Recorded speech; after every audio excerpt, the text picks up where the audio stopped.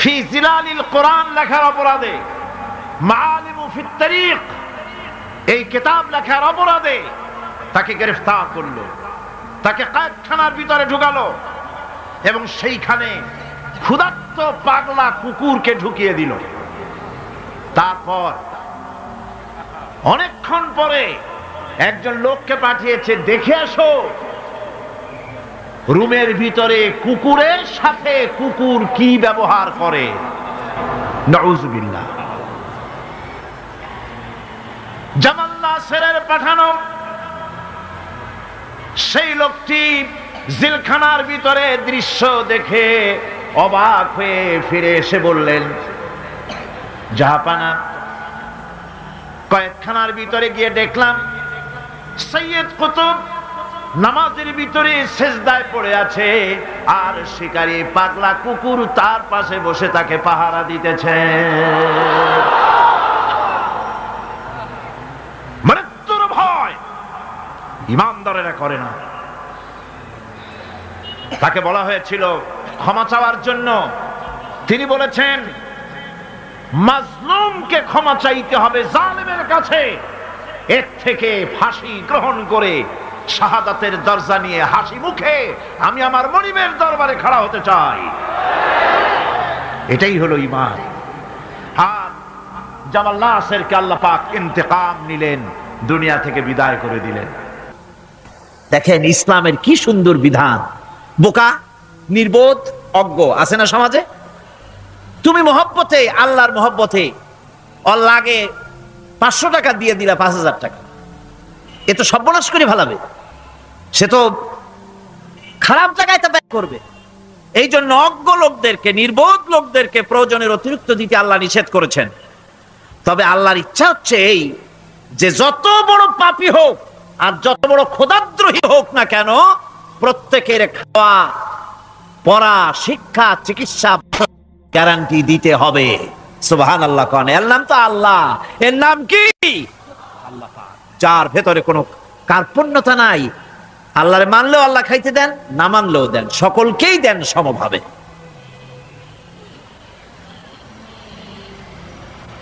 6 নম্বরে হচ্ছে কারো প্রয়োজন পূরণের জন্য যদি ধার দেওয়া হয়, যদি কাউকে ধার দেন তা আদায় করার জন্য বারবার তাকে তাগাদা দেওয়া যাবে না। একথা শুনে যারা ঋণগ্রস্ত আছেন তারা আবার এই সুবিধাটা নিয়েন না। সামর্থ্য থাকতে যদি যার কাছ থেকে ধার এনেছেন তাকে যদি কষ্ট দেন, অবশ্যই আল্লাহর কাছে আসামি হতে হবে কিয়ামতের দিন, কোনো সন্দেহ নাই। আর যে ব্যক্তি ধার দিয়েছেন তিনি যদি বুঝতে পারেন যে এই লোকটি আসলেই নিয়ত ভালো কিন্তু দিতে পারতেছে না, তাহলে এমন লোককে বারবার তাগাদা দিতে আল্লাহ নিষেধ করেছেন। তাকে শরম দিও না, তাকে সময় দাও। وَإِنْ كَانَ ذُو عُسْرَةٍ فَنَذِرَةٌ إِلَى مَيْسَرَةٍ وَأَنْ تَصَدَّقُوا خَيْرٌ لَكُمْ إِنْ كُنْتُمْ تَعْلَمُونَ। ঋণগ্রস্ত ব্যক্তির আর্থিক অবস্থা খারাপ হলে সচ্ছল হওয়া পর্যন্ত তাকে সময় দাও, আর তাকে যদি ক্ষমা করে দিতে পারো সেটা তো অনেক ভালো কথা। আল্লাহ তোমার প্রতি রহম করবেন। যদি ক্ষমার তাকে যদি সে দিতেই পারবে না এমন অবস্থা যদি হয়, তাহলে তাকে তুমি ক্ষমা করে দিও। আপনাকে প্রশ্ন করা হয় কি খরচ করব, আপনি বলুন প্রয়োজনের অতিরিক্ত জিনিস যেটা আছে সেটাই আল্লাহর জন্য খরচ করে দাও। তোমার প্রয়োজন যখন মিটে গেছে, ব্যাংকের মধ্যে অসংখ্য টাকা জমা রাখা খালি গুনতেছে বসে বসে, তা না করে অভাবগ্রস্ত মানুষদের প্রয়োজন মিটাও। খরচ করার ভিতরে আর খরচ না করার ভিতরে ভারসাম্য রক্ষা করতে হবে। ওয়ালা তাজআল ইয়াদাকা মাগলুলাতান ইলা উনুকিকা ওয়ালা তাবসুতহা কুল্লাল বাসত ফাতাকউদা মালুমান মাহসুরা। তোমাদের দানের হাত গুটায় একেবারে গলার সাথে বেঁধে রেখো না, আবার এমন বেশি ছেড়েও দিও না, কারণ এর ফলে তোমাকে অনুতপ্ত হওয়া লাগতে পারে, কার্পণ্যতাও না হয় আর দিন জমের মতো দিয়ে সব ফতুরু না হয়ে যাও। দুটোর মধ্যে ব্যালেন্স হতে হবে। আর 8 নম্বরে কথা হচ্ছে এই যে এই দানের উপযুক্ত কারা, আপনি তো যাকাত দিবেন কাদেরে, সে কথা আল্লাহ বলে দিয়েছেন, আগে বলা হয়েছে না? কয়টা খাতে দিবেন? মাশাআল্লাহ, মনে আছে আপনাদের। আর এমনি সাধারণ দান সাদকা কাদেরকে দিবেন, উপযুক্ত পাত্র কারা, তার একটা লিস্ট আল্লাহ দিচ্ছেন। আল্লাহ রাস্তায় যারা দান করবে তাদের সম্পর্কে আল্লাহ বলছেন এখন, মাসালুল লাযীনা ইউনফিকুনা আমওয়ালাহুম ফি সাবিলিল্লাহি কামাসালি হাব্বা। আল্লাহর রাস্তায় খরচ করা এর দৃষ্টান্ত হলো একটা দানার মতো, যেই দানাটা থেকে 7টা ডাল বেরিয়ে গেল। ফি কুল্লি সুমবালাতিন মিআতু হাব্বা, একটা দানা থেকে 7টা ডাল বেরোলো, এক একটা ডালে 100 করে দানা হলো, সব মিলাইয়া 700 দানা হয়ে গেল। ওয়াল্লাহু ইউদাইফু লিমান ইয়াশা ওয়াল্লাহু ওয়াসিউন আলিম।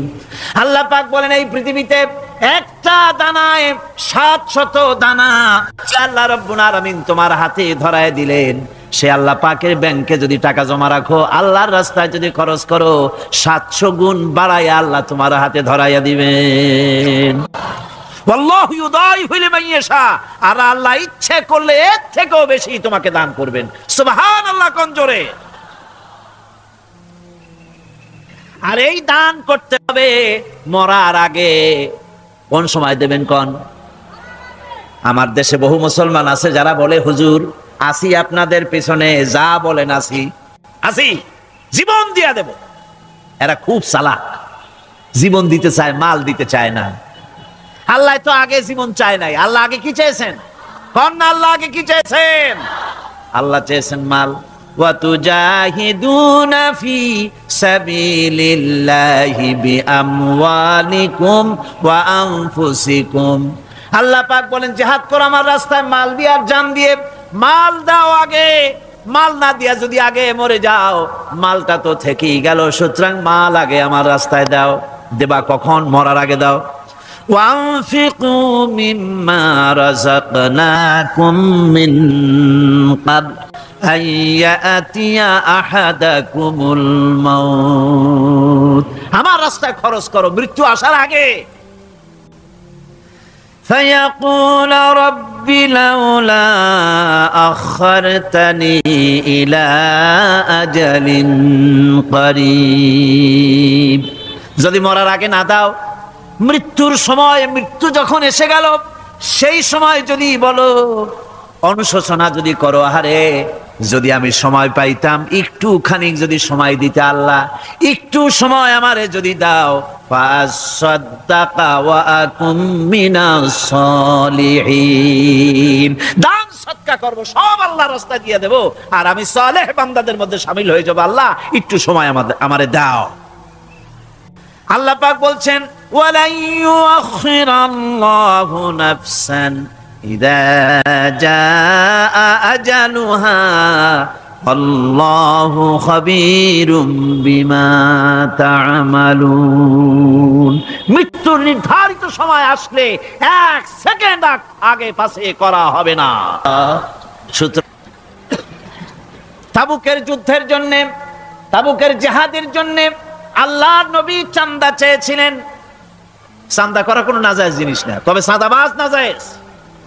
মানুষকে কষ্ট দিয়ে পয়সা জবরদস্তিমূলক আদায় করা। 10,000 টাকা দিবেন মিয়া, 10 লাখ টাকা দিতে হবে। এত টাকা পাবো কে? আরে মিয়া পাবেন কই? রাইফেলের বাট দেখায়, তারপরে জামা প্যান্টের কাছে চুলকাতে গিয়া রিভলভারের বাট দেখায় দেয়। দেবেন না, আমার লোক এসে আদায় করে নিয়ে যাবে, তোমার বাপ দেবে কবরে উঠে। এইটা জায়েজ নাই। কথা বুঝতে পেরেছি? রাসূল করিম সাল্লাল্লাহু আলাইহি ওয়াসাল্লাম সাহায্য চেয়েছেন, সাহায্য। রোমকদের সঙ্গে যুদ্ধ হবে, সাহায্য লাগবে, যার কাছে যা আছে নিয়ে আস। মহিলারা কানের দুল খুলে দিল, নাকের ফুল খুলে দিল, গলার হার খুলে দিল। মানুষের সাহাবায়ে কেরাম টাকা করি উজাড় করে দিতে লাগলেন। এত হলো, হুজুরকে দেখা যায় না, স্তূপ হয়ে গেছে, সোনা দানা টাকা পয়সা অস্ত্রপাতির স্তূপ। হুজুর বলছেন, তোমরা তো সবাই দিলে, আমার আবু বকর কোথায়? হযরত সিদ্দিক আকবর রাদিয়াল্লাহু তাআলা আনহু তিনি ছিলেন এক পিলারের আড়ালে, খামের আড়ালে, সেখান থেকে বেরিয়ে এসেছেন, হাতে ৭০টা পোটলা। হুজুর দেখেন হযরত আবু বকরের চোখে পানি, হুজুরের হাতে পোটলাটা উঠাই দিলেন। নবীজি পোটলা খুলে ছাড়লেন, কয়েক কেজি গম পড়লো আর কয়েকটা দিরহাম পড়লো। হুজুর হযরত আবু বকরের দিকে তাকায় দেখেন সিদ্দিক আকবর রাদিয়াল্লাহু তাআলা আনহুর চোখের থেকে পানি পড়ে দাড়ি ভিজে ভিজে পড়তেছে। আল্লাহর নবী বলেন, ও সাহাবীরা, তোমরা সবাই মিলে আজকে যে দান করেছো, সব দানের যত মর্যাদা হয়েছে তার থেকে একা আবু বকরের দানের মর্যাদা আল্লাহর কাছে বেশি হয়ে গেছে।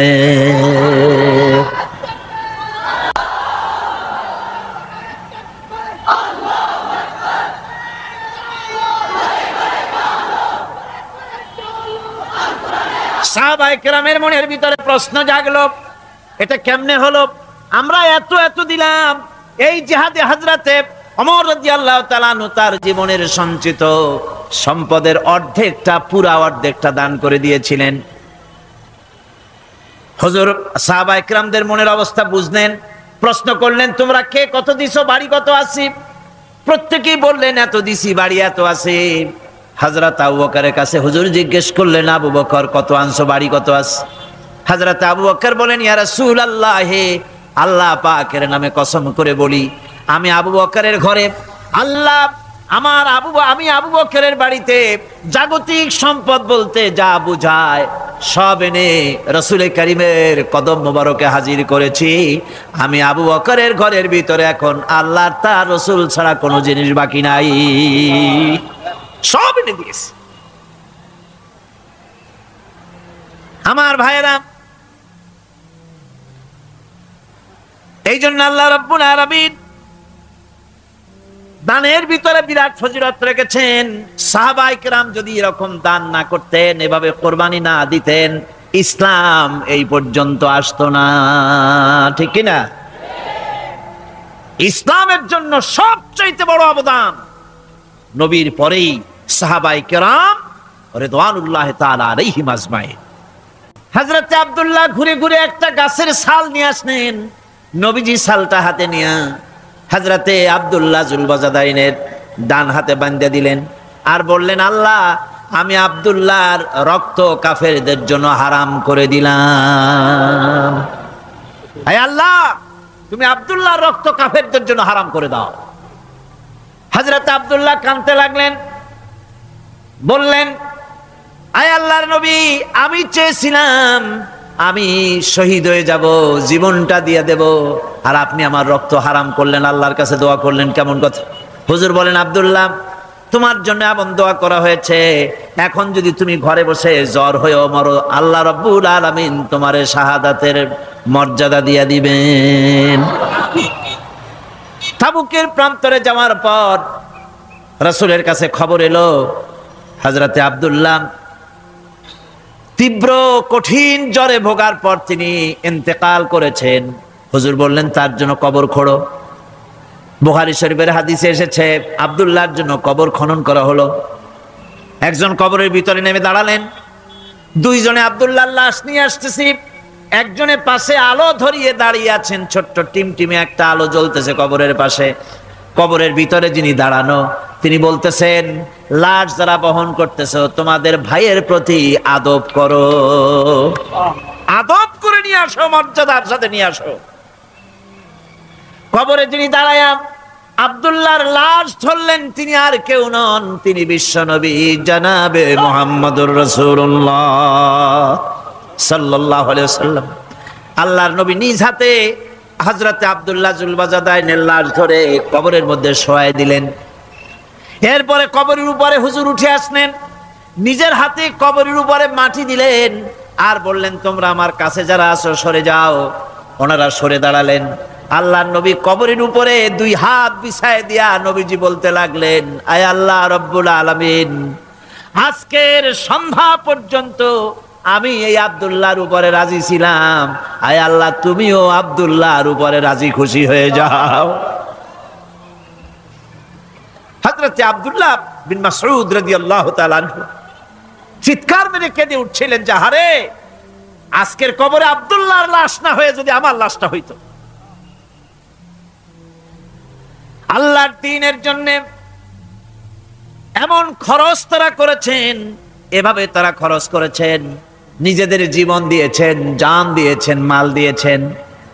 অনেক মানুষ আছে, কারা জয় হবে, কারা জিতবে তাদেরকে পয়সা দাও, যারা জিততে পারবে না তাদের পয়সা দিও না। বড় বড় ধনী মানুষ আছে, দিতে পারে 5 লাখ 10 লাখ, দেয় মাত্র 500 টাকা। আবার যাদের উপরে ধারণা ওরা বুঝি জিতে যাবে, তাদের দেয় 2, 5, 10 লাখ 1 কোটি পর্যন্ত দিয়ে দেয়। আছে না? আছে। আল্লাহ পাক বলেন ওয়ামা লাকুম আল্লা তুনফিকু ফি সাবিলিল্লাহ, আল্লাহর পথে খরচ করার ব্যাপারে তোমাদের আপত্তি কেন? কি হয়েছে তোমাদের? কেন আল্লাহর পথে খরচ করতে পারো না? ওয়ালিল্লাহি মিরাসুস সামাওয়াতি ওয়াল আরদ, অথচ আসমান এবং জমিনের সব কিছুর মালিকানা কার? আল্লাহর না। ওয়াজ তো আমি করি, গলায় অসুবিধা হলে আমার হবে, আপনাদের তো হওয়ার কথা না। শুনতে শুনতে গলা ভাঙছে। আকাশ আর জমিনে যা কিছু আছে সবটার মালিক কে? আল্লাহর নাম কি? যেমনটি জোরে নেওয়া উচিত ছিল গায়ের আওয়াজ দিয়া, গলার আওয়াজ দিয়া, তেমন আওয়াজ দিছিলেন না, দিলের থেকেও বড় আওয়াজ হইত। গায়ের শক্তি দিয়ে আল্লাহ পাকের নাম নেন। আকাশ জমিন সবকিছুর মালিকানা কার? সে আল্লাহ রাব্বুল আলামিন বলেন লা ইয়াস্তাবি মিনকুম মান আনফাকা মিন ক্বাবলিল ফাতহি ওয়া কাতালা। আল্লাহ পাক বলছেন তোমাদের মধ্য থেকে যারা আল্লাহর রাস্তায় অংশগ্রহণ করে, যারা লড়াই করে, আর যারা খরচ করে বিজয়ের পূর্বে, যারা লড়াই করে না আর খরচ করে না বিজয়ের পূর্বে, তারা কখনো সমান নয়। সুদিনে বসন্তের কোকিল হবা, ইন্নী মাকুম, আমরাও আপনাদের সাথে ছিলাম, এটার কোনো দাম নাই। সুতরাং ইসলামের বিজয় আসবে ইনশাআল্লাহ। বলেন ইনশাআল্লাহ।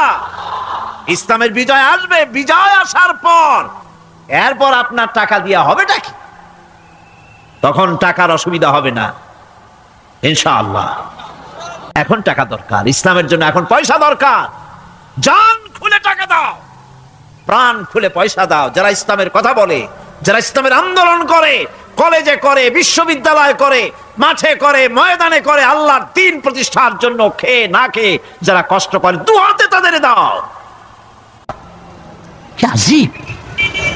অথচ আল্লাহ পাক বলছেন সামান্যতম জ্ঞান।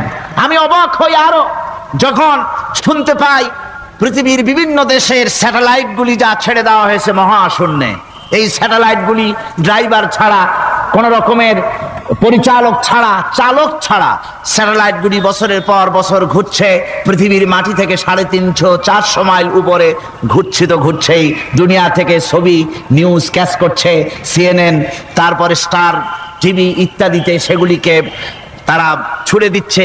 এভাবে করে যে দেশ থেকে যে দেশের স্যাটেলাইট সে দেশের পারপাস সার্ভ করতেছে। ওই স্যাটেলাইট 350-400 মাইল উপরে মহাশূন্যের ভেতরে তার মেশিনারি কোনো গোলযোগ হলে, যান্ত্রিক গোলযোগ যদি সৃষ্টি হয়, তাহলে ফ্রান্সের মাটিতে বসে, আমেরিকার মাটিতে বসে, ব্রিটেনের মাটিতে বসে বিজ্ঞানীরা কম্পিউটারের মাধ্যমে মনিটরিং করে 400 মাইল উপরের মেশিনকে ভালো করে দিচ্ছে। এরপর আল্লাহ রাব্বুল আলামিন বলছেন ওমা উতীতুম মিনাল ইলমি ইল্লা কালিলা, সামান্যতম জ্ঞান দেওয়া হয়েছে।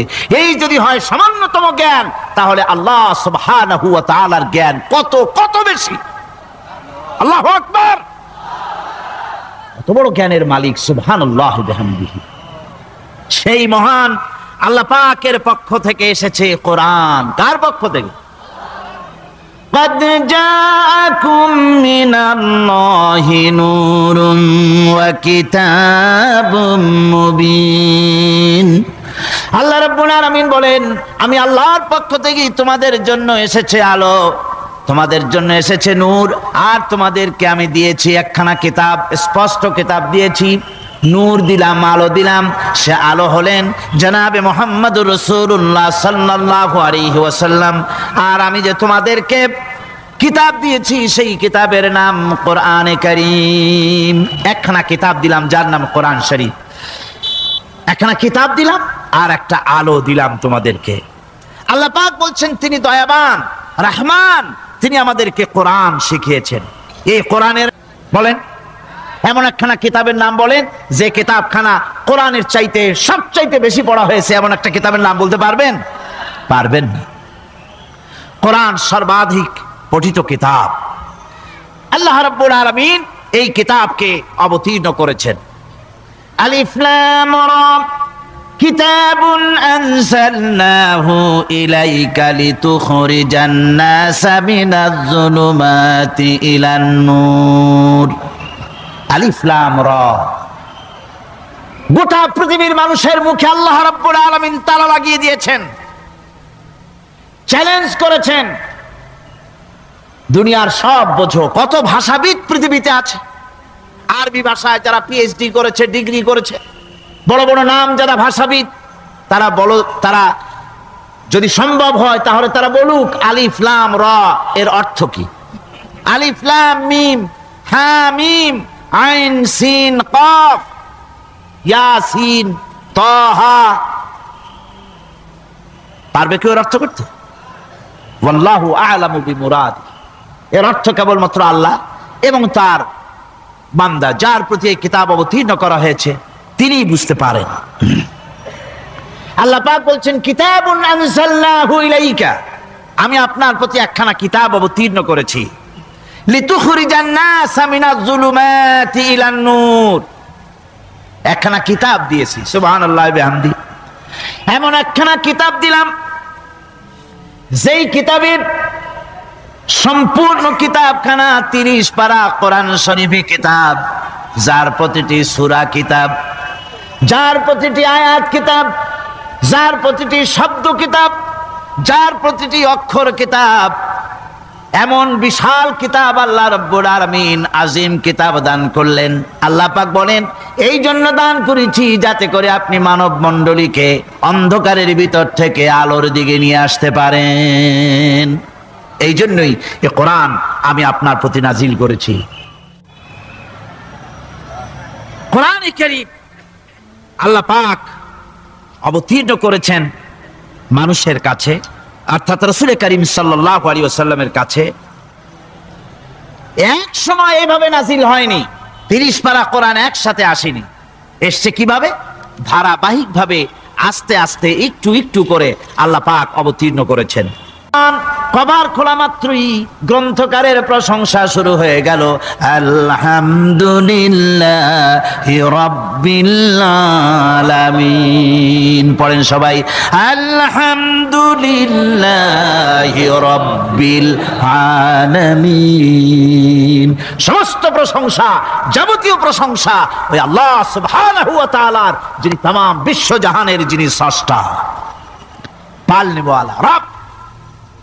সুতরাং তার প্রশংসা দিয়ে শুরু হলো। বইয়ের অথার যিনি, কিতাবের অথার যিনি, গ্রন্থের মালিক যিনি, তার নিজের প্রশংসা দিয়ে বই শুরু হয়ে গেল। সামনে এগোলেন, এবার কিতাব সম্পর্কে চিন্তা আসতে পারে ভুল টুল আছে নাকি। কিতাব খোলা মাত্রই প্রশংসার পরে দেখতে পাবেন যালিকাল কিতাবু লা রাইবা ফি। এই কিতাবের ভিতরে, এই সেই কিতাব যার ভিতরে কোনো ভুল নাই, কোনো সন্দেহের অবকাশ নাই। বিরাট চ্যালেঞ্জ আল্লাহ পাক করেছেন। পৃথিবীতে আল্লাহকে অস্বীকার করেছে এমন বহু পাপিষ্ঠ নরাধম নরপশু মানুষ মানব সমাজে জন্মায়েছে যারা আল্লাহকে অস্বীকার করেছে। আছে না? আছে না? কিন্তু এ কথা কেউ আজও বলেনি যে কোরআন শরীফ মানুষের তৈরি। এ কথা বলে কেউ প্রমাণ দিতে পারেনি। এ কথা বলার সাহসও কেউ রাখে না। তার কারণ কেউ যদি বলে যে কোরআন মানুষের তৈরি, তাহলে তাকে বলা হবে যে তাহলে মানুষের তৈরি যখন, তুমিও তো মানুষ, একখানা তৈরি করো। আজ পর্যন্ত এই চ্যালেঞ্জের মোকাবেলা কেউ করতে পারেনি। আল্লাহ রাব্বুল আলামিন বলেন আম ইয়াকুলুনা ইফতারাহু قل فأتوا بسورة من مثله وادعوا من استطعتم من دون الله إن كنتم صادقين। ও নবী, ওরা কি কথা বলে যে কোরআন মানুষের বানানো? যদি তাই হয় আপনি বলুন যে তোমরা তোমাদের যত রকমের সাহায্যকারী আছে সমস্ত সাহায্যকারীদের সাথে নাও আর কোরআনের সূরার মতো করে সূরা বানাও। এরপরে আল্লাহ রাব্বুল আলামিন আবার চ্যালেঞ্জ করলেন, قل لئن استمعت الإنس والجن أن يأتوا بمثل هذا القرآن। আপনি বলুন तमाम পৃথিবীর মানুষ আর জেনেরা সব একত্রিত হয়ে যাও, সবাই একত্রিত হয়ে কোরআনে কারীমের সূরার মতো করে সূরা বানায় নিয়ে আসো যদি তোমাদের পক্ষে সম্ভব হয়। আল্লাহ পাক বলেন, লা ইয়াতুনা বিমিসলিহি ওয়ালাউ কানা বা'দুহুম লিবা'দিন যাহিরা। তোমরা যদি জেনেদের সাহায্যকারী মানুষ হও, মানুষের সাহায্যকারী জেনেরা হও, तमाम পৃথিবীর মানুষ আর জেন একত্রিত হয়ে প্রচেষ্টা চালালেও আল্লাহর কোরআনের সূরার মতো করে একটা সূরা কেউ বানাতে পারবে না। পারবে? পেরেছে কেউ? আজও পর্যন্ত কেউ কোরআনে কারীমের সূরার মতো করে একটা সূরা কেউ এই পৃথিবীতে বানাতে পারেনি, কারো পক্ষে এটা সম্ভব হয়নি। আল্লাহ রাব্বুল আলামিন আবার চ্যালেঞ্জ করেন, ইন কুনতুম ফি রাইবিম মিম্মা নাযালনা আলা আবদিনা ফাআতু বিসূরাতিন মিন মিসলি ওয়াদউ শুহাদাআকুম মিন দুনিল্লাহি ইন কুনতুম সাদিকিন। আমি আমার বান্দার উপরে যে কিতাব অবতীর্ণ করেছি এর ভিতরে সন্দেহ আছে বলে যদি মনে করো এর ভিতরে সন্দেহ আছে মানুষের বানানো, এমনটি যদি সন্দেহ হয় তাহলে কোরআনের সূরার মতো করে একটা সূরা বানাও, ছোট্ট একটি সূরা বানাও। ফাতু বিসূরাতিন, সূরা আলে ইমরানের মতো না, সূরা আরাফের মতো না, সূরা মায়েদার মতো না। ফাতু বিসূরাতিন, ছোট্ট একটি সূরার মতো করে একটা সূরা বানাও। কিয়ামত হয়ে যাবে, মানুষ কোরআনে কারীমের মতো একটি ছোট্ট সূরাও বানাইতে পারবে না। সুবহানাল্লাহ পড়ে। আমার ভাইয়েরা, এই কোরআন আল্লাহ রাব্বুল আলামিনের পক্ষ থেকে নাজিল হলো। কোরআন মানুষের চিরটা কাল ধরে, আবহমান কাল ধরে মানুষের মনকে আকৃষ্ট করেছে।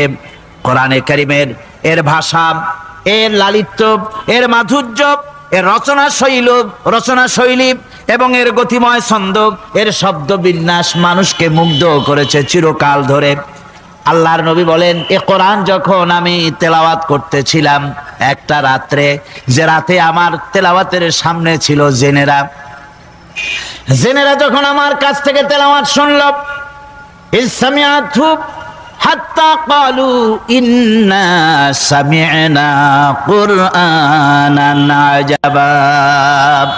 আমার মুখ থেকে যারা যখন তেলাওয়াত শুনল, জেনেরা তখন এই কথা না বলে পারে নাই, আমরা এক আশ্চর্য ধরনের কিতাব শুনেছি। জোরে বলেন সুবহানাল্লাহ। ইন্না সামি'না কুরআনান আজাবা, এক আশ্চর্য ধরনের কোরআন শুনেছি। বলতেছে সেই সব জেনেরা যাদের বয়স 1000 বছর, 1500, 2000 বছর, 500 বছর, যারা জাব্বুর শুনেছে, ইনজিল শুনেছে, তাওরীত শুনেছে, সেসব জেনেরা বলছে ইন্না সামি'না কুরআনান আজাবা, আশ্চর্য কিতাব শুনছি। এমন এক কিতাব ইয়াহদি ইলার রুশদ, যে কিতাব শুনলে পরে শ্রোতাকে হেদায়েতের রাস্তা দেখায় দেয়, এমন এক কিতাব শুনলাম। আর এই কিতাব শোনা মাত্র ফামান্না বে, কোরআন শুনলাম আর ঈমান আনলাম। নবীজি বলেন, জেনেরা আমার মুখে তেলাওয়াত শুনে পড়ে নিল লা ইলাহা ইল্লাল্লাহু মুহাম্মাদুর রাসূলুল্লাহ। এই কোরআন এমন এক কোরআন, মান ক্বালা বিহি সাদাকা, এ কোরআন শরীফ থেকে যে কথা বলে সেই সত্য কথা বলে। কোরআন থেকে যে কথা বলে সে কি বলে? তার কারণ কোরআন এসেছে কার কাছ থেকে? ومن أصدق من الله قيلا। আমি আল্লাহর চাইতে সত্যবাদী আর কে হতে পারে? আল্লাহর নবী বলেন, কোরআন থেকে যে কথা বলে সেই সত্য কথা বলে, আর ওয়ামান আমিলা বিহি উজরা, এই কোরআন যে আমল করবে তাকে পুরস্কার দেওয়া হবে, সে পুরস্কৃত হবে, দুনিয়ায় পুরস্কার পাবে, আখিরাতেও পুরস্কার পাবে। সুবহানাল্লাহ। ওয়ামান হাকামা বিহি আদালা, আর কোরআন থেকে যে বিচার ফয়সালা করবে সেই কেবলমাত্র সঠিক সুষ্ঠু বিচার কায়েম করবে, সোশ্যাল জাস্টিস সেই করতে পারবে, সুবিচার জাস্টিস কায়েম সেই করতে পারবে। ওয়ামান দা ইলাইহি হুদিয়া ইলা সিরাতিম মুস্তাকিম, আর কোরআন থেকে যে দাওয়াত দেয়, কোরআনের দিকে যে দাওয়াত দেয় সেই কেবলমাত্র সঠিক সহজ সরল রাস্তার দিকে দাওয়াত দেয়, যেই দাওয়াত শুরু হয় পৃথিবীর মাটি থেকে আর শেষ হয় গিয়া জান্নাতুল ফেরদাউসে। আমার ভাইয়েরা, কোরআন এর পরিচয়ের কথা বলতেছিলাম। আল্লাহ পাক কি কোরআন আমাদের শিখালেন, কোন কোরআন আমাদের শিখিয়েছেন, সেই কোরআনের পরিচিতি আপনাদের সামনে আমি তুলে ধরতেছি। আমি নিজে না, এবার কোরআন তার পরিচয় নিজেই দেবে।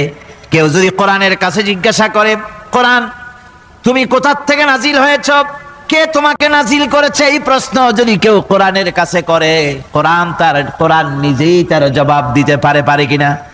কোরআন নিজেই বলে, তানজিলাম মিম্মান খালাকাল আরদা ওয়াস সামাওয়াতিল উলা।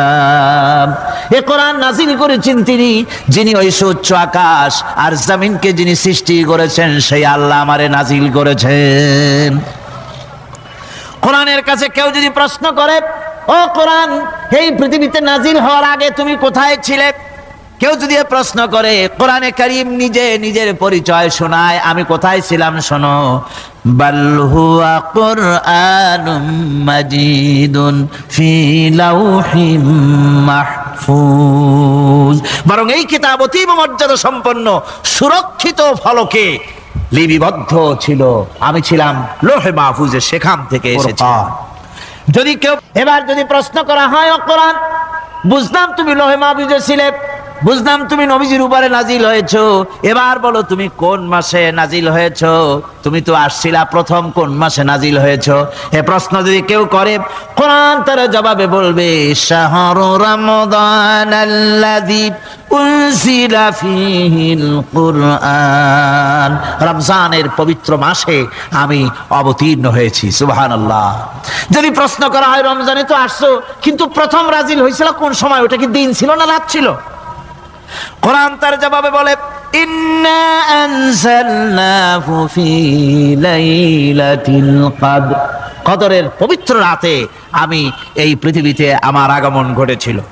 যদি প্রশ্ন করা হয়, বুঝলাম সবই, কেন নাজিল হয়েছে তুমি, এই পৃথিবীতে তোমার আসার উদ্দেশ্য কি, মূল কাজটা কি, এই প্রশ্ন যদি করা হয়, কোরআনে কারীম তার জবাবে বলে, শোনো কেন এসেছি, লিতুখরিজান নাসা মিনাজ যুলুমাতি ইলান নূর, আমার মিশন হচ্ছে গোটা বিশ্ব মানবতাকে পুঞ্জীভূত জমাট বাঁধা অন্ধকারের ভেতর থেকে টেনে বের করে আলোর সন্ধান দিতে, আলোর দিকে আনার জন্য আমি কোরআন নাজিল হয়েছি। তুরস্কের প্রেসিডেন্ট যাকে ভাগ্য বিধাতা বলা হয়, আতাতুর্ক বলা হয়, কামাল পাশা, আল্লাহর ইসলামের সঙ্গে বেয়াদবি করেছে, আরবি ভাষা শিক্ষা করা হারাম ঘোষণা করেছিল, হিজাব পরা মেয়েদের জন্য হারাম ঘোষণা করেছিল, শাদী শোদা মেয়েদেরকে বিবাহ দেওয়া জায়েজ করেছিল। নাউজুবিল্লাহ। এই কামাল পাশার ঘুম ভেঙে গেল সকালবেলায় কিসের এক আওয়াজে। সে বলল, কিসের আওয়াজে আমার ঘুম ভাঙলো? বলা হলো মুয়াজ্জিনের আযান। মুয়াজ্জিন চিল্লাইলো, কেন ধরে আনো। মুয়াজ্জিন আনা হলো। তারপরে জিজ্ঞাসা, এই বেটা চিল্লাইছিস কেন? সে বলল, আমি তো চিল্লাই নাই, আমি আযান দিছি। কেন আযান দিলি? আমার ঘুম ভাঙলো কেন? তাকে আনা হলো এবং তাকে অর্ডার করা হলো, বলা হলো, কামাল পাশা বলল, আমার সামনে তাকে জবাহ করো, তার সমস্ত শরীরটাকে তরবারি দিয়া টুকরা টুকরা করে দাও। আমার ঘুম ভাঙালো কেন? আল্লাহ রাব্বুল আলামিন কামাল পাশাকে দুনিয়া থেকে বিদায় করে দিয়েছেন, না বেঁচে আছে আজ? ইরানের রেজা শাহ পাহলভী মুসলমানদের পর অত্যাচার করেছে। 2500 বছরের রাজতন্ত্রের প্রতিভূ অত্যাচার করেছে মুসলমানদের পরে। মুসলমানের দেশে রাস্তায় রাস্তায় শুকর জবাহ হতো। ওলামাদের সম্পর্কে বাসের কন্ডাক্টররা পর্যন্ত এই পর্যায়ে চলে এসেছিল যে আমরা বেশ্যা এবং আলেম এদেরকে আমরা বাসে চড়াবো না। এভাবে করে ওলামাদেরকে ঘৃণা করা হলো, মহিলাদেরকে বেইজ্জত করা হলো, বেপর্দা করা হলো। আল্লাহ পাক অ্যাকশন নিলেন, নেন নাই? জোরে কর, নিয়েছেন কিনা? ইরানে বিপ্লব শুরু হলো। এই বিপ্লবে মহিলারাও নামলেন, তারাও বিপ্লবে শরীক হলেন। এরপরে রেজা শাহ পাহলভী পলাবার জায়গা পায় নাই, আমেরিকা গিয়া পালালো। আমেরিকা তাকে জায়গা দিল না, পানামায় আসলো, পানামা জায়গা দিল না। কায়রোতে আসলো, কায়রোর একটি হোটেলে জীবনের শেষ দিনগুলি সেখানে কাটলো। এতিমের মতো, ভিক্ষুকের মতো দুনিয়া থেকে আল্লাহ জিল্লাতির সাথে বিদায় করে দিলেন। সেই আল্লাহ আছেন কি নাই? জোরে বলেন, আছেন কি নাই? ইসলামের সাথে এই শত্রুতা নতুন কিছু নয়, বহুত পুরানা। সতিজা কর রহা হ্যায় अज़ल से ताइमरोज, सतीजा कर रहा है अज़ल से ताइमरोज, चरागे मुस्तफा भी से शरारे बुलहबीस। সেই আবহমান কাল থেকে ইসলামের বিরুদ্ধে এই ষড়যন্ত্র চলে আসছে। আবু জাহেলের গোষ্ঠীরা চেয়েছে চিরকাল মুহাম্মদ সাল্লাল্লাহু আলাইহি ওয়াসাল্লামের তাওহীদের চারাককে, নবুয়তের চারাককে নির্বাপিত করে দেওয়ার জন্য, কিন্তু তারা নিবাইতে পারে নাই। কারণ ইসলাম আল্লাহ পাকের কাজ। সকলে বলেন কাজ। আল্লাহ রাব্বুল আলামিন বলেন, ইউরিদুনা লিইউতফিউ নূরাল্লাহি বিআফওয়াহিহিম ওয়াল্লাহু মুতিম্মু নূরিহি ওয়ালাউ কারিহাল কাফিরুন। ওরা চায় মুখের ফু দিয়ে আমার আলোকে নির্বাপিত করে দেবে। আল্লাহ পাক বলেন, আমি আমার আলোকে পূর্ণতা দান করব, তাতে কাফির বেঈমানদের মনের মধ্যে যত জ্বালা যন্ত্রণা হোক না কেন, ওদের মনে যত কষ্ট হোক, আমার দ্বীনের আলোকেও নির্বাপিত করতে পারবে না। আবু জাহেল চেয়েছিল মক্কায় রাসূল করিম সাল্লাল্লাহু আলাইহি ওয়াসাল্লামকে শেষ করে দিবেন, কিন্তু পেরেছে কি? পারে না। আবু জাহেলের গোষ্ঠী শেষ হয়েছে, কিন্তু রাসূল করিম সাল্লাল্লাহু আলাইহি ওয়াসাল্লামের আওয়াজ বিশ্বময় চালু আছে। ওয়ারাফানা লাকা যিকরাক, আল্লাহ পাক বলেছেন, আমি আপনার প্রশংসার দিগন্তকে বিশ্বময় ছড়িয়ে দেব। সুবহানাল্লাহ ওয়া বিহামদিহি। আজ লন্ডনে, আমেরিকায় আযান হয় মসজিদে। সেই আযান আগে হতো মসজিদের ভেতরে, আর খ্রিস্টানদের গির্জার ঘন্টা বাজতো মসজিদের বাইরে।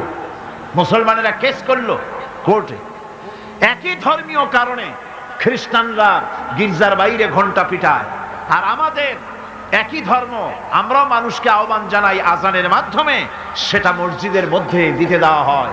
এই আইনের আমরা প্রতিবাদ করছি। 3 বছর কেস চলল।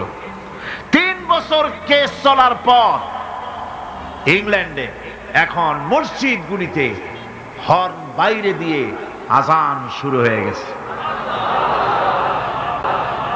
লন্ডনের বুকে মসজিদের আযান মাইকে যখন ছড়িয়ে পড়লো, আমার মনে পড়লো তখন বিশ্বকবি, কবি সম্রাট আল্লামা ইকবাল রহমতুল্লাহ আলাইহির কথা। তিনি কি সুন্দর করি না বলেছেন, মাগরিব কি ওয়াদিও মে গूंजी अदा हमारे, मगरिब की वादियों में गूंजी अदा हमारी, थमथा न था किसी से सैल रवा हमारा। প্রাচ্য এবং প্রতীচ্যে, পাহাড়ে পর্বতে, ইথারে সমুদ্রে, সর্বত্র রণিত অনুরণিত হবে, ধ্বনিত প্রতিধ্বনিত হবে বিশ্বময় লা ইলাহা ইল্লাল্লাহু মুহাম্মাদুর রাসূলুল্লাহ। এটাকে ঠেকাবার ক্ষমতা কারো নাই। আমাদেরকে কেউ ক্ষতি করতে পারবে না, কেউ আমাদেরকে ধ্বংস করতে পারবে না যদি আমরা আল্লাহর পথে থাকি। আল্লাহর পথেই আমাদের জানমাল ব্যয় করতে হবে। কারণ আল্লাহ পাক কোরআন শরীফের মধ্যে বলেছেন, ইন্নাল্লাহা আশতারা মিনাল মুমিনিনা আনফুসাহুম ওয়া আমওয়ালাহুম বিআন্না লাহুমুল জান্নাহ। আল্লাহ রাব্বুল আলামিন বলেন, আমি আমার মুমিনের জান এবং মালকে আমি খরিদ করে নিয়েছি, বিনিময়ে আমার মুমিনকে আমার জান্নাত দান করেছি। সুবহানাল্লাহ। মুমিন ব্যক্তি সে ঘোষণা করবে আল্লাহ পাকের সামনে। আল্লাহ শিখায় দিয়েছেন, ঘোষণা করো, কুল ইন্না সালাতি ওয়া নুসুকি ওয়া মাহইয়ায়া ওয়া মামাতি লিল্লাহি রাব্বিল আলামিন। বলো, আমার জান, আমার মাল, আমার সবকিছুকে আমি আল্লাহর ওয়াস্তে, আমার নামাজ, আমার হায়াত, আমার কুরবানি, আমার মত, সবকিছু আল্লাহর জন্য নিবেদিত করে দিলাম। কার জন্য? এই কথা মুমিন ব্যক্তিকে ঘোষণা করতে হবে, মুমিনকে মনে রাখতে হবে।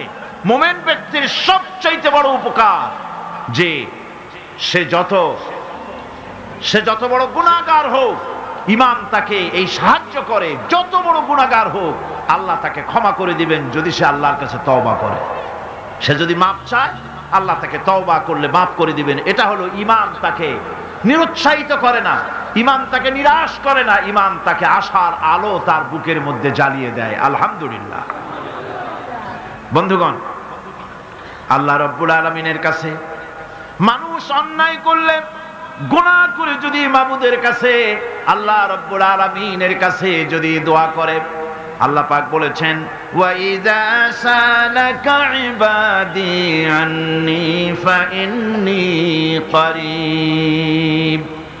ও নবী, বান্দা যখন আমার ব্যাপারে প্রশ্ন করে আপনি বলে দেন আমি বান্দার অতি নিকটবর্তী, আমি বান্দার একদম কাছে।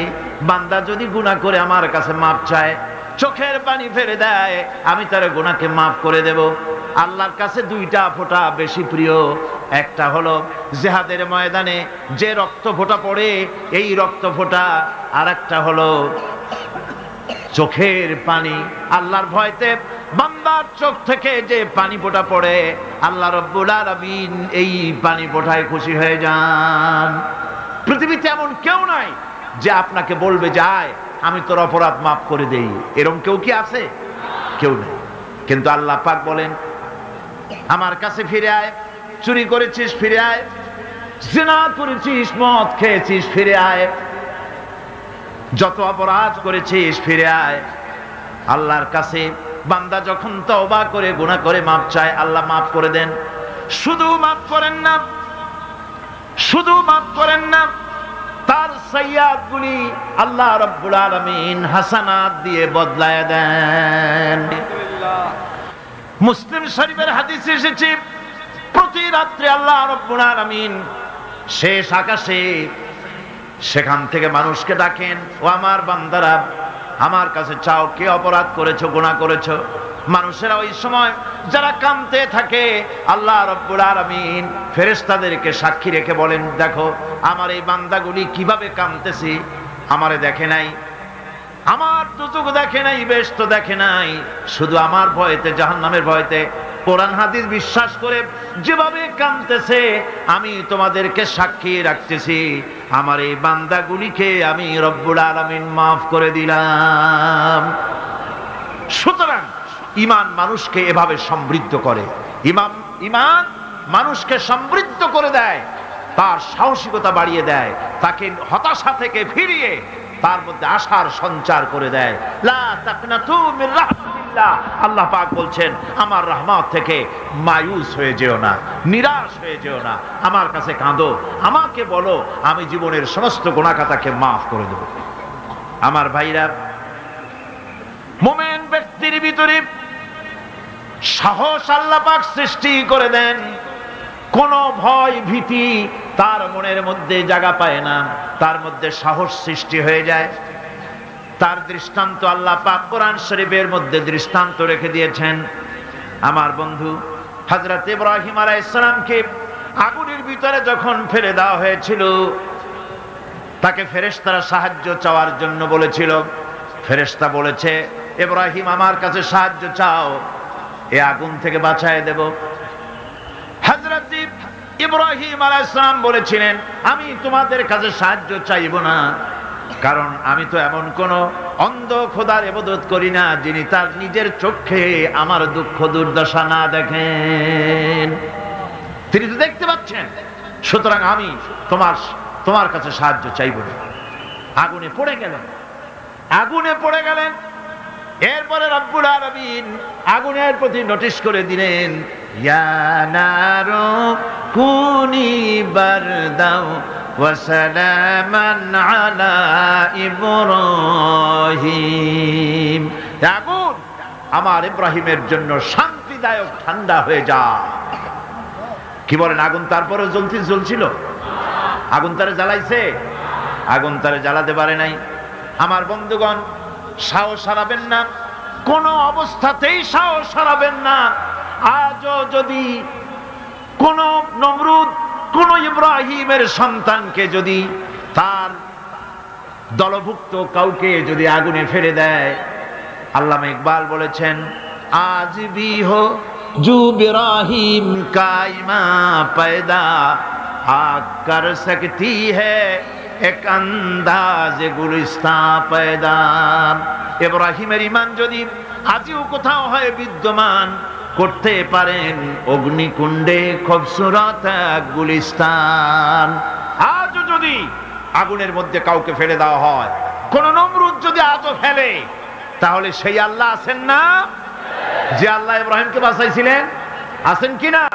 সে আল্লাহ পাক আজও আছেন, এবং আগুনের ভেতর থেকে তার বান্দাকে তিনি হেফাজত করতে সক্ষম। ভাইরা আমার, হযরত মূসা আলাইহিস সালামকে এসব ঘটনা কোরআন শরীফে আল্লাহ পাক কেন বললেন? আমি তো বানিয়ে বানিয়ে কোনো ঘটনা বলতেছি না, এগুলি কোথায় আছে? কোথায় আছে? আল্লাহ পাক এসব ঘটনা কেন বললেন?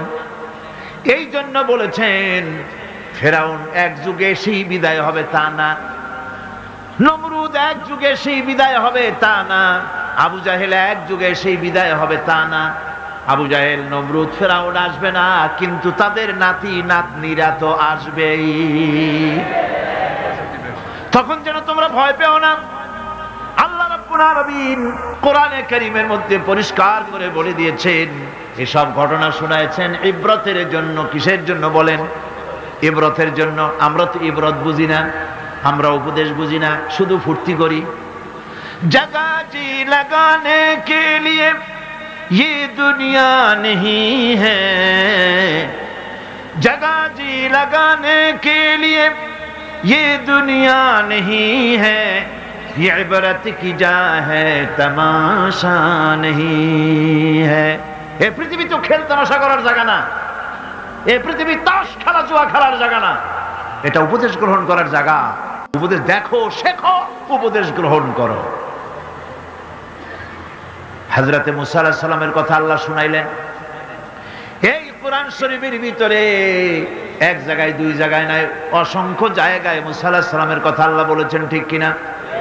ইব্রাহিম আলাইহিস সালামের কথা বলেছেন, ঠিক কিনা? মূসা আলাইহিস সালামের কথা আল্লাহ পাক শুনাই দিলেন। ফেরাউন তার পিছনে লেগে গেল। মূসা আলাইহিস সালামের অপরাধটা কি? অপরাধ হলো তিনি বলেছিলেন লা ইলাহা ইল্লাল্লাহ। জোরে বলেন লা ইলাহা ইল্লাল্লাহ। তিনি লা ইলাহা ইল্লাল্লাহর দাওয়াত দিলেন। ফেরাউন জবাবে বলল, মা আলিমতু লাকুম মিন ইলাহিন গায়রি, আমি তো জানি না, আমি ছাড়া আরো ইলাহ আছে, আমি তো জানি না। আমি তো ইলাহ, তুমি আবার নতুন ইলাহ আনলা কই থেকে? আবার যদি আমার সামনে নতুন কোন ইলাহের সন্ধান দাও, যদি দাওয়াত দাও, লাআজআলান্নাকা মিনাল মাসজুনিন, কারারুদ্ধ করে রাখবো, জেলখানায় ঢুকাবো। মুসা আলাইহিস সালাম বললেন, ফেরাউন রে, কারে তুমি ভয় দেখাও জেলখানার? আমি তোমার জিলের পরোয়া করি না, কারণ আমি আল্লাহ রাব্বুল আলামিনের পয়গম্বর মুসা কালিমুল্লাহ, জেলের পরোয়া আমি করি না। ফেরাউন তারে ঘিরে ফেলল, দরিয়ার কিনারে 3 দিক থেকে আক্রান্ত হয়ে গেল। হযরতে মুসা আলাইহিস সালামের সাহাবীরা বললেন, ইন্না লামুদরাকুন, আমরা তো ঘেরাও হয়ে গেছি, আমাদের তো আর পালাবার কোনো উপায় নাই। মুসা আলাইহিস সালাম বললেন, কাল্লা, কখনোই নয়, ইন্না মাইয়া রাব্বি সায়াহদিন, অবশ্যই আল্লাহ আমাদের রাস্তা দেখাবেন। সুবহানাল্লাহ।